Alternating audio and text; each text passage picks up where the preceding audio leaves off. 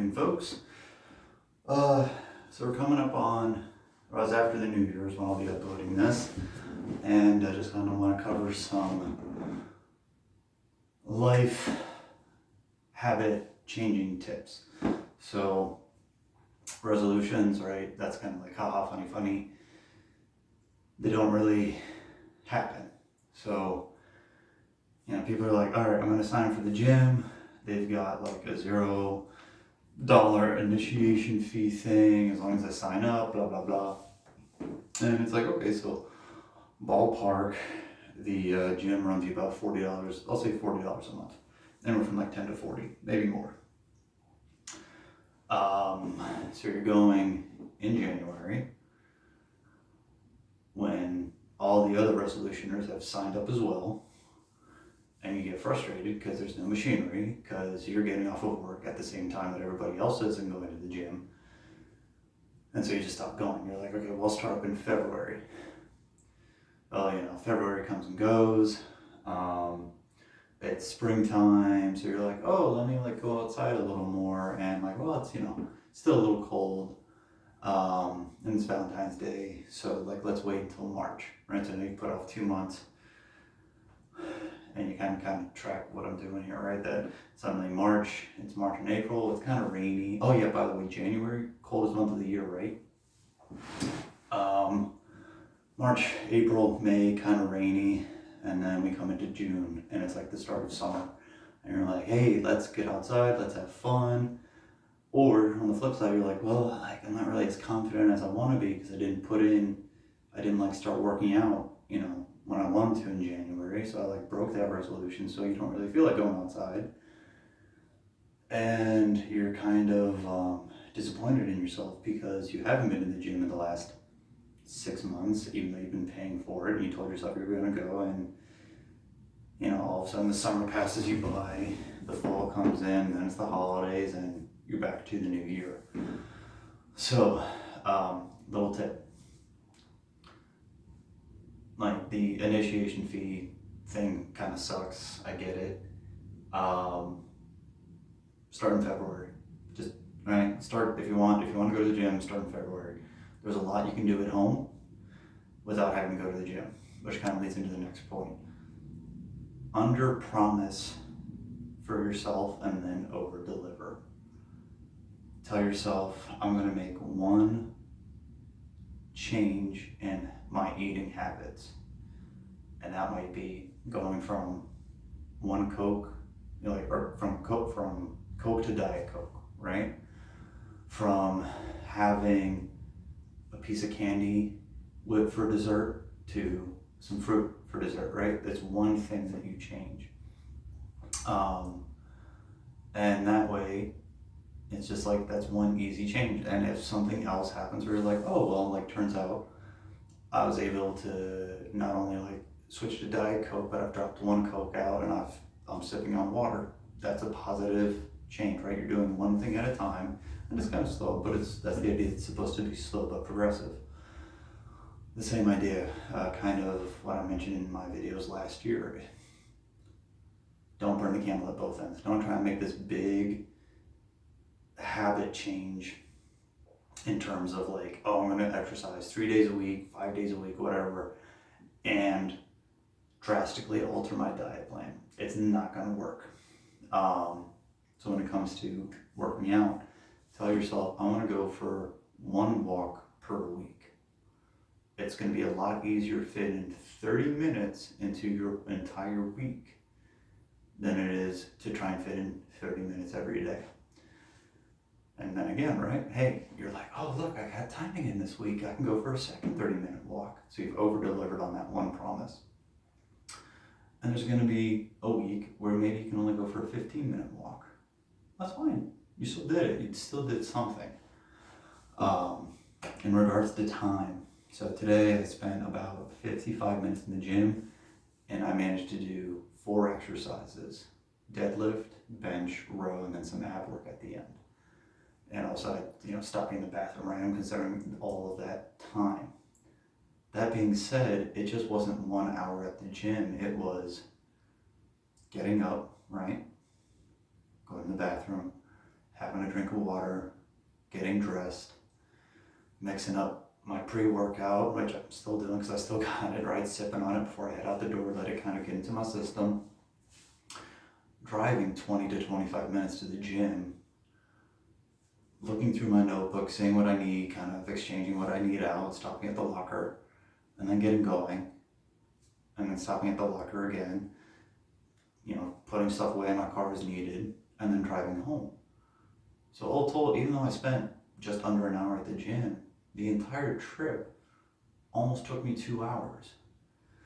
So again, kind of factor that in. You're like, I want to work out for an hour every morning. Okay. If you want to do that at the gym, okay, you got to factor in packing your stuff up, whether you do that the night before or the morning of, getting to your car, walking into the gym, checking in, putting your stuff away, getting to the equipment that you want to work on, getting back into the locker room. Maybe you shower, maybe you don't. That's an extra 20 to 30 minutes. And then you gotta drive to work. Maybe you have breakfast there. Maybe you're one of those people that waits until lunch or you're able to snack. But think about those are like the little hidden things. And then I'd say for a general window, you want to add like an extra half hour. So those little factors like, hey, you woke up late. You forgot to pack something, right? You wanted to sleep in a couple minutes. There's traffic. The gym's a little busier. You had to take a phone call while you're at the gym. Eating, all this kind of stuff, like these little hidden interruptions in your day or transitions. And that way you can kind of think about, hey, and that way you can kind of fine tune it as you practice that. I'd rather you have an extra half hour before work rather than be late for work. So back when I used to work 9:30 to 8, I would try and wake up at about 5:30, snooze for 15 minutes, roll out of bed at 6, pack up my car, drive to work, which was a half hour, work out for an hour. So now we're up to, it's okay, so I would get to the gym at 6:30, finish working out about 7:30, shower, ballpark 8 o'clock now, walk to work, which was like 5 minutes, like it was like we were in the same strip, eat, and then I basically have like my day started. So, and I'd have like a half hour window just to like digest, relax a little bit, kind of like see what my day was going to be like. So even though I didn't start work till 9:30 and I only wanted to work out for an hour, I had to count essentially 3.5 hours. 3 to 3.5 hours for that 1 hour gap. So this isn't meant to like discourage you, but to be realistic that potentially one of those exercise lifestyle habits that we're looking to change here is finding time. And I'm not going to say it's time wasted. If you want to scroll through your phone, you can scroll through your phone. All right? Maybe that's how you read up on the news, that's how you catch up with friends, that's fine and dandy. But if you kind of want to start modifying some of these lifestyle habits, you have to consider, what am I willing to part with, which may be preventing me from kind of achieving the lifestyle I'd like to achieve. And it's not that you have to cut those things out. If I can get people to go to the gym, I'll say to do 2 exercises, right? Two exercises that might take you anywhere from 20 to 30 minutes, like I've shown here, and then some cardio, again, 20 to 30 minutes, and they do that every day, or even every other day, that's still a positive change. And then, so it's just factors to think about. Start slow, ease yourself in, whether it's diet, exercise, rest, recovery, all that good stuff. You don't have to do everything at once. And most importantly, I'd say, is like, do what feels right for you. Maybe you're not comfortable with barbells, that's okay. Maybe you don't like running, that's okay. Jump rope, fine. Like, do whatever you want to do in the gym. Most people don't care that you're there. They just want you to be safe, and almost like it's terrible, just like to do your thing. They don't want you interrupting them. They don't want to interrupt you. They just want to get in, do the work, and get out. If you have questions, I'm sure people are there who might not be able to help you in the best way. And that's, again, not everyone has all the answers. But they do want you to be safe. So if someone sees something that you're doing that could be optimized, they may speak up. I hope they speak up. So that being said, take your time this year. It's a marathon, not a sprint, and it's a lifestyle change. It's not a diet. It's not you trying to go to the gym. It's just I'm changing my lifestyle.